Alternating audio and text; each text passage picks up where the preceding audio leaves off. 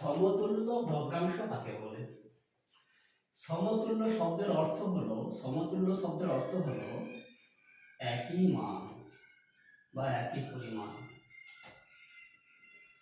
তো এখান থেকে সহজে বোঝা যাচ্ছে যে সমতুল্য ভগ্নাংশ তাদেরকেই বলবো দুই বা ততোধিক ভগ্নাংশের মান যদি একই হয় তখন তাদেরকে পরস্পরের সমতুল্য ভগ্নাংশ বলবো।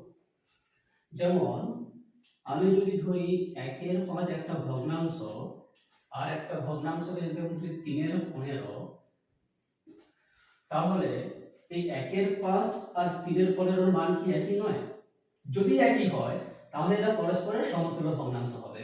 যদি দুটো মান আলাদা হয় তাহলে এরা পরস্পরের সমতুল্য ভগ্নাংশ হবে না। তাহলে 3/5কে আমরা কি লিখতে পারি? কাটাকাটি করলে 3/15কে কাটাকাটি করলে 1/5 পাই। তার মানে কি এখান থেকে প্রমাণিত হলো 1/5 যা মান 3/15 তাই মান। তার মানে কি এরা পরস্পরের সমতুল্য ভগ্নাংশ।